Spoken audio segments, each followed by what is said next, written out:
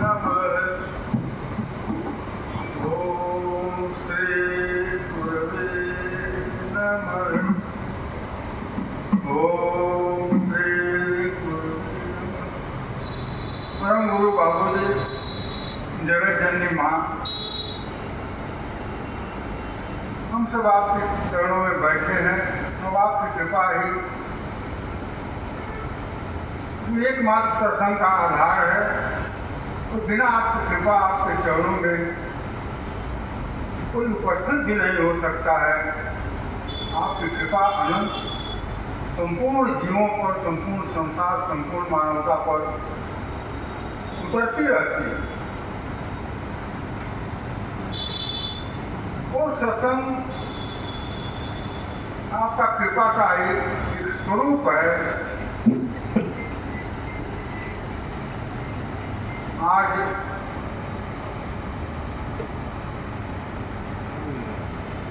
क्योंकि सत्र चल रहा है द्वितीय दिन का, सत्संग की महिमा अकथ अलौकिक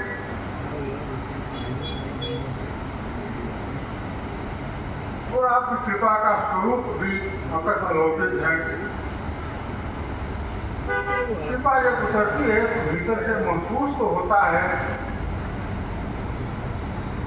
लेकिन वो गूंगे का चक्कर है, वो बोल नहीं सकता, उसकी व्याख्या नहीं कर सकता। आपका दर्शन गुरु माता एक विराट स्वरूप,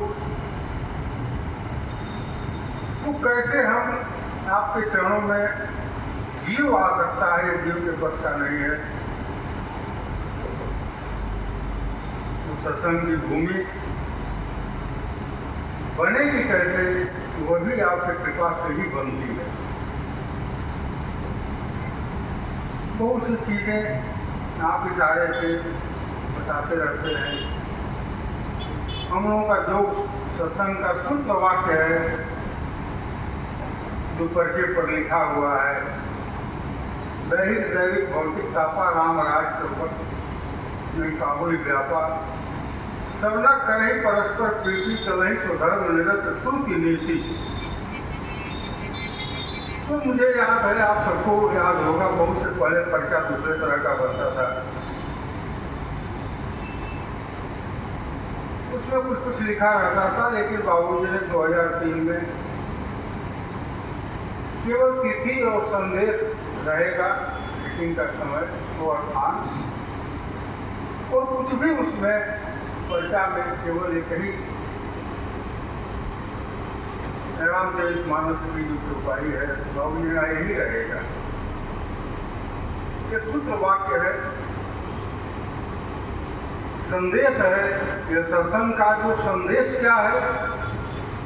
दैहिक दैविक भौतिक तापा राम राज नहीं काबुल व्यापा। तो अर्थ और व्याख्या तो हम अपनी समझ और बुद्धि के हिसाब से सब लोग करते जरूर हैं, लेकिन तीनों ताप को समन करना का जो मूल है, कैसे समन होगा, वही सत्संग है। छोटा तीनों ताप का समन हो जाता है इस सत्संग। एक चीज और बाबूजी ने इशारे से बताया था, देखो तुम लोग सत्संग की व्यवस्था करते हो, लेकिन एक बात ध्यान रखना, सत्संग की अवधि में यह मेरा जो सत्संग है, श्री जोगेंद्र सत्संग, कभी भी 2 घंटे से ज्यादा इसको एक सीटिंग में ज्यादा मत करना, 2 घंटे से। ये धार इतनी तेज है कि सतयुग में भी सत्संग को 4 घंटे से ज्यादा, 4 घंटे से ज्यादा लोग नहीं बर्दाश्त कर पाएगा। कोई इस कलयुग में अभी स्थिति जो चल रही, 2 घंटा से ज्यादा करने पर थोड़ी सारी स्थिति असहज हो जाएगी। तो स्थिति को असहज हो जाएगी, लेकिन माँ जो है, बाबूजी की कृपा ही उस स्थिति को भी संभालते हैं। और सत्संग की महिमा अनंत है, बहुत सी चीजें प्रसंग हैं। तो दैहिक दैविक भौतिक तापा राम राज नहीं काबू व्यापार सबनर कहीं परस्पर प्रीति। तो यह दैहिक दैविक तो भौतिक तीन ही तरह का ताप संपूर्ण जीवों को संसार में है। शारीरिक कष्ट, ईश्वरीय कष्ट, दैविक प्राकृतिक और भौतिक आर्थिक संकट, ये तीन संकट है। तो सामान्य अर्थ तो हम लगाते हैं कि राम राज की जो स्थिति थी उस समय न दैहिक कष्ट था, न दैविक कष्ट था, न भौतिक कष्ट था। सब लोग आपस में प्रेम से रहते थे। तो सबने कहीं परस्पर प्रीति चले ही स्वधर्म निरस्तुति नीति, अपने स्वधर्म का पालन करते थे। स्तुति नीति के अनुसार वेद शास्त्रों के जो हमारे ग्रंथों के अनुसार अपना आचरण करते थे। यह रामराज ये जो स्थिति होती। लेकिन बाबूजी तो बाबूजी बहुत इशारे से तो दैहिक दैविक भौतिक तापा राम राज ने काहू व्यापार जो तीनों ताप हैं उसका उपाय भी इसी में बताया गया है। तो सबने कहीं परस्पर प्रीति चवही स्वधर्म निरत सुख इसमें तीन चीजें बताई हैं। सबने कहीं परस्पर प्रीति चवही स्वधर्म निरत और तीसरा है श्रुति और नीति। तो तीनों तरह के दैहिक दैविक भौतिक कष्टों का निवारण के लिए ये तीन सूत्र भी इसी में निहित हैं।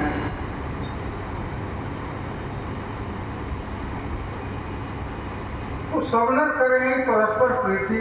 तो बाबू जी बता रहे कि देखो भाई जहाँ भी प्रेम है, जिस घर में प्रेम है, जिस समाज में प्रेम है, जिस परिवार में प्रेम है वहाँ पर भौतिक कष्ट आर्थिक संकट कष्ट नहीं होगा। एक व्यक्ति असमर्थ है, उसको आर्थिक तंगी की जरूरत हो गया, समस्या आ गई, बेटी की शादी करना पाया, कोई और भी आवेदन की जरूरत पड़ी, अर्थ का अभाव है। लेकिन उसके जो प्रेम करने वाले हैं, जहाँ परिवार में घर में समाज में आपस में उसमें प्रेम है, तो प्रेम का स्वभाव क्या है? एक दूसरे में भेद नहीं करता है प्रेम। जहाँ भी प्रेम होगा सब एकाकार हो जाते हैं। एक दूसरे का कष्ट, एक दूसरे की परेशानी, एक दूसरे की समस्या एक दूसरे की सबकी हो जाती है। तो उस स्थिति में क्या होगा कि तमाम लोग जो है अपनी स्थिति के अनुसार सहयोग करके उस व्यक्ति के आर्थिक जो समस्या है उसका समाधान सहयोग के द्वारा कर दें।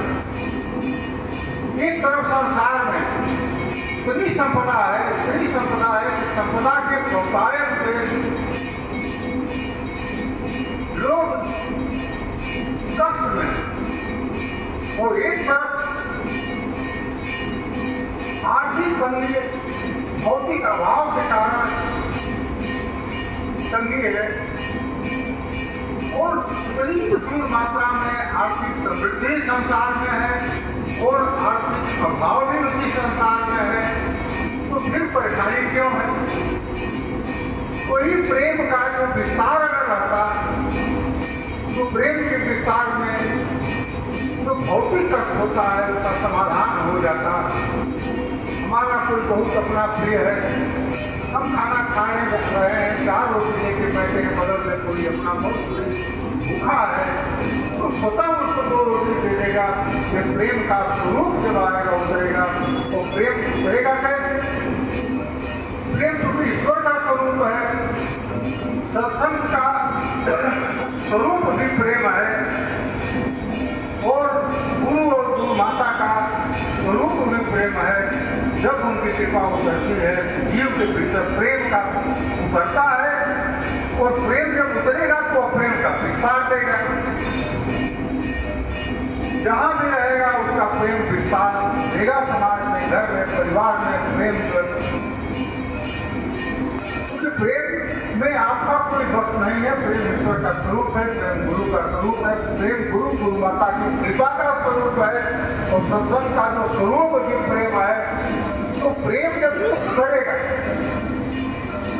और यह मूल सत्संग है, तो सत्संग की भूमि में जब उसका प्रेम का विस्तार होगा और जब प्रेम का विस्तार समाज में, घर परिवार में जब होगा, तो वहाँ आर्थिक संकट जो है वहाँ समाप्त हो जाए।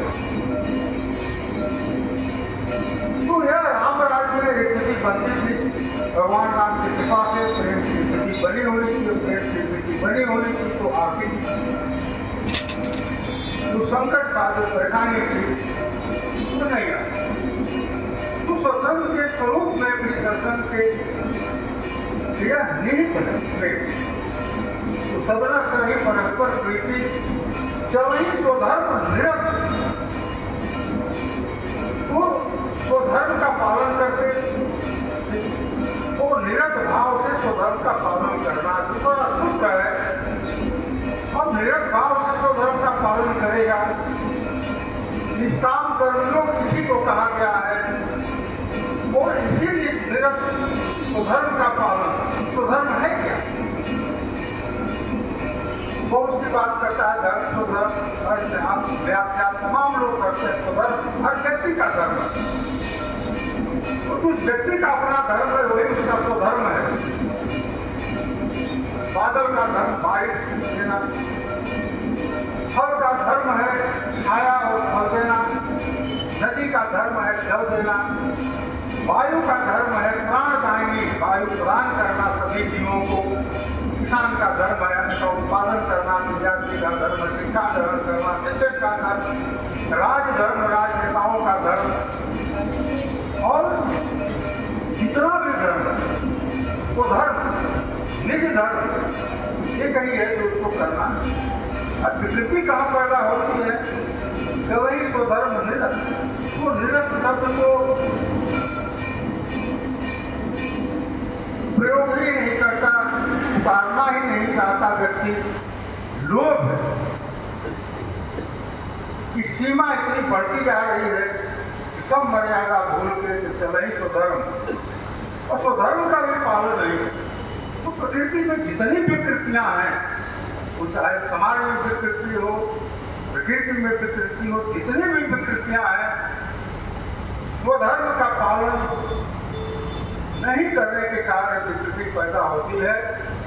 और भगवान कृष्ण ने इसी निरत भाव को समझाने के लिए 18 अध्याय गीता का अर्जुन को सुनाया, और वह निरत का समझ गीता का जो मूल जो है, पता नहीं बाबू जी बता रहे समझ में नहीं आया, और आज तक गीता की सही व्याख्या धरती पर हुई नहीं। करेगा वही कर सकता है जो भगवान की किसी ऊंचाई का होगा, या उससे ऊपर का व्यक्ति, उससे नीचे का व्यक्ति करे ही नहीं। मुझे बाबू जी चर्चा कर रहे थे, सब लोग कई मुजफ्फरपुर में बाबू जी पत्र में गए, तो शुरू में मेरे भी मन में था कि भगवान राम के ईश्वर है। तो मैंने प्रश्न बाबू जी से ऊपर कर दिया, बाबू जी राम और कृष्ण से ऊपर का होता है? बाबू जी ने अंगूठे को मोड़कर अपने हाथ सीने पर 3 बार, होता नहीं है, है। क्या तू बोलेगा उसके आगे? फिर दोबारा मैंने बाबू जी से फिर कभी कोई प्रश्न नहीं किया। बाबू जी भले अपने से तो चला ही स्वधर्म निरत, तो अपने स्वधर्म का पालन निरत भाव से करना, तो इसका परिणाम क्या होगा? शारीरिक व्याधियां वहां पर नहीं आएंगी। तमाम साइंस डेवलप कर गया है, इतना डेवलप कर गया है, स्वास्थ्य संबंधी तमाम रिसर्च वगैरह दुनिया में बढ़ते जा रहे हैं। तो जितना रिसर्च होता है, जितने अस्पताल खुलते हैं, जितने औषधियों का निर्माण हुआ है, एक बीमारियां, तो औषधियों के बाद वो कंट्रोल क्यों नहीं कर पा रहा है, नियंत्रण क्यों नहीं कर पा रहा है? शारीरिक व्याधियों को। तो मूल में तो डॉक्टर भी नहीं समझ पाते है क्या व्याधियां, आती कहाँ से व्याधियां, प्रकृति से ही आती हैं और प्रकृति में ही सभी व्याधियां हैं। तो उससे बचने का उपाय है निरत भाव से अपने स्वधर्म का पालन ज्यों ही करना शुरू करेगा, शारीरिक व्याधियां वहां पर नहीं आएंगी। तो हम लोग बस तमाम नियमों कानूनों को अपने धन संग्रह के लिए इकट्ठा करने के लिए तमाम जो आसक्ति के भाव से जो हम संसार का काम करते हैं, वो जितनी आसक्ति ज्यादा बढ़ेगी व्याधियां उतनी ही ज्यादा होगी। और निरत भाव से जब काम करेगा, संसार का काम तो निरंतर सब ईश्वर का काम है, ईश्वर का काम समझ के करेगा तो उसमें आप रहोगे नहीं, तो वह स्वतः सभी कर्म निरस्त हो जाएगा। एक प्रसंग की बाबू ने चर्चा कर रहे थे। एक अरब देश में एक संत कोई राबिया, तो बाबू जी बता रहे थे प्रसंग कि देखो राबिया बहुत बड़ी संत थी, कोई को गुलाम थी, किसी ने शेख ने उसको खरीद लिया, अपने पास रखा, उसकी बहुत कहानी है। पूजा पाठ करती थी, कुछ ऐसी घटना घटी तो उसको उसने मुक्त कर दिया, कहा कि जाओ तुम ईश्वर के आराधना में लीन रहती हो, जैसे तुम पूजा करती हो करो, मेरे तरफ से तुम मुक्त हो। जब बंधन मुक्त कर दिया तो वह फटे हाथ दशा में जैसे तुम रखते हो वो रहती थी। उसके पास जो लोग आते थे कुछ अपने परेशानियां लेके आते थे, संसारी कष्ट लेके आते थे, तो ईश्वर से खुदा से प्रार्थना करती है, खुदा तुम ये ठीक करो। और उसका परिणाम क्या हो रहा था, वो स्वस्थ हो जाते थे, ठीक हो जाते थे, उनकी समस्या का समाधान हो जाता था। तो बाबू जी बताए कि एक बार आप बीमार पड़ गई, जब बीमार पड़ी तो खुदा से प्रार्थना कर रही थी, हे खुदा तुम मुझे स्वस्थ कर दो ताकि मैं लोगों का भला कर सकूं। तो प्रार्थना कर रही थी, स्वस्थ हो गई, फिर वही अपना काम कर रही थी। फिर एक बार बीमार पड़ी, फिर प्रार्थना की, इसी तरह 9 बार बीमार पड़ी। वो प्रार्थना जो खुदा से करे 9 बार स्वस्थ हुई। 10वें बार जब बीमार पड़ी तो कितनी भी प्रार्थना की वो नहीं स्वस्थ हो रही। प्रार्थना हमारे चल रही है, खुदा ईश्वर के किस रूप में है उसको तब अपनी अपनी नजरिया है। तो एक आकाशवाणी होती है, हे राबिया तुम किसके भला करने के लिए तुम स्वस्थ होना चाहती हो? जब तुम नहीं थी तो सबको कौन देखता था? तुम्हारे पास जो लोग नहीं आ पाते हैं उसको कौन देखता है? और जब तुम संसार में नहीं रहोगे तो सबको कौन देखता है, देखेगा? सबको मैं देखता। ठीक है, तुम स्वस्थ होना चाहती हो तो तुम्हें मैं स्वस्थ कर देता हूं, लेकिन तेरे बदले मैं बीमार पड़ जाऊंगा। आकाशवाणी में इतना सुनते ही राबिया का रूप कांप जाता है और राबिया कहती है कि नहीं, मुझे बीमार रहने दो, मुझे बीमार रहना पसंद है, लेकिन मेरे कारण तुम बीमार पड़ जाओ ये मुझे पसंद नहीं है, मुझे तुम बीमार ही रहने दो, स्वस्थ हो जाओ। राबिया का इतना करना कि राबिया स्वस्थ हो गई। और इस दशा में जो भक्ति साहित्य में राबिया का वर्णन है, बहुत पहुंची हुई संतों में राबिया का उल्लेख होता है। उस दशा में भी जाकर राबिया को यह ग्रंथि पकड़ी हुई थी, यह गांठ पकड़ा हुआ था कि मैं लोगों का भला करती हूँ, लेकिन उसकी कृपा तो अनंत है। कैसी कृपा वो बरसाता है और कैसे कृपा करते हैं, तो वह कृपा स्वरूप इस ग्रंथि को कि मैं करती हूँ, उसने कृपा करके उसको बीमार डाला। और एक कारण वह भी था कि मैं करती हूं, तो निष्काम कर्म योग का जो स्वरूप जो था, तो सुगतम स्वरूप कभी उसमें नहीं उतरा था। तो जब ही स्वधर्म निरस्त, तो जब ही इसमें आ गया कि नहीं सब तो वही वही कर रहा है, मैं तो कुछ भी नहीं हूँ, मैं तो निमित्त मात्र हूँ, तब से राबिया बदल गए। जब भी कोई आते थे लोग, ठीक है तुम सबको देता तुरंत, अब मैं वाला भाव यहाँ समाप्त हो रहा। तो निष्काम कर्म लोग जो निरत भाव से स्वधर्म निरत, तो निरत में जब आएगा मैं खत्म हो जाएगा, केवल तुम ही तुम रह जाओगे। जब तुम ही तुम रह जाओगे तो अपना कोई अस्तित्व नहीं है, तब आप ही आप। तो इस स्थिति में आने पर निष्काम कर्म योग की शुद्धतम स्थिति में मैं खत्म हो गया, सब तुम ही तुम हो। इस स्थिति में शरीर में व्याधियां जो है नहीं आएगी, समाप्त हो जाएगी। तो आर्थिक व्याधियों का प्रेम निदान है,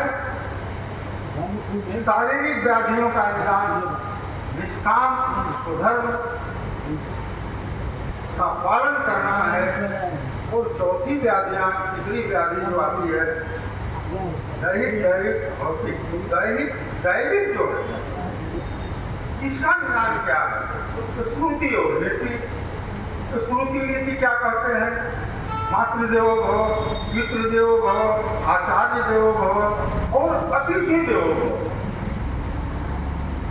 तो जिस समाज में माता पिता बुजुर्ग बड़े और आचार्य अतिथि की जहाँ सम्मान और सेवा की जाती है होती है, उस समाज में प्राकृतिक प्रकोप, दैविक प्रकोप जो है वहां नहीं होंगे। अब आचार्य माता पिता को देव भाव में जहाँ सम्मान दिया जाता है, पूजा किया जाता है, स्थिति तो बहुत संसार में विकृति आ गई है। भोजन आवास तक ही सीमित रह गया है। वो तमाम बुजुर्गों के साथ, बड़े लोगों के साथ सम्मान नहीं मिल पाता है। परिणाम क्या होता है? अब अतिथि का, जिसका न तिथि निश्चित है न समय निश्चित है, वैसा व्यक्ति अगर आ जाए तो उसकी भी सेवा भाव में करनी यही अतिथि। तो जहाँ पर अतिथि का, माता पिता का, बुजुर्गों का, आचार्य का, विद्वानों का, ज्ञानियों का जिस समाज में सम्मान होगा, देव रूप में जिनका सम्मान होगा, वहाँ पर दैविक प्रकोप नहीं आएंगे। यही रामराज की स्थिति है। तो दैहिक दैविक भौतिक तापा, तो तीनों ताप का समाधान के लिए चलई सबनर करें परस्पर प्रीति, चलई तो धर्म निरक्त शुल्क नीति। तो सब लोग प्रेम का विस्तार, निष्काम कर्मयोग और वेद और शास्त्र के मार्ग का जो अनुसरण करना, तीनों स्थिति कैसे बने? तो उसका मूल है यही सत्संग। और बाबूजी का जो सत्संग है, तीनों स्थिति स्वतः भीतर बाबूजी उतार देते हैं, प्रेम की धार बहा देते हैं। इस सत्संग में माँ करुणा की ये भी है, करुणा की धार बहा देती हैं, अपने चरणों से सबको जोड़ के रखती हैं। तो प्रेम का जो ही उतरेगा, प्रेम का विस्तार, तो कोई भी व्यक्ति किसी को वही दे सकता है जिसके पास है। जिसके पास प्रेम होगा वो प्रेम ही देगा, जिसके पास प्रेम का अभाव होगा कितना भी प्रेम का दिखावा करेगा, प्रेम का विस्तार नहीं हो सकता। तो ये ईश्वर का स्वरूप है, ये सत्संग का स्वरूप है। और सत्संग के स्वरूप में माँ बाबू जी से यही प्रार्थना करना है, हे परम गुरु, हे परम गुरु माता, सभी जीव, सभी यात्री के संतान हैं, आप दया करिए, प्रेम का विस्तार कीजिए, संपूर्ण संसार में राम राज्य स्थापित करिए, दैहिक दैविक भौतिक तापों का शमन करें। हे परम गुरु माता, आपका सत्संग ही उसका मूल है और इसका विस्तार है। जय बाबू जी, दया करें। ओम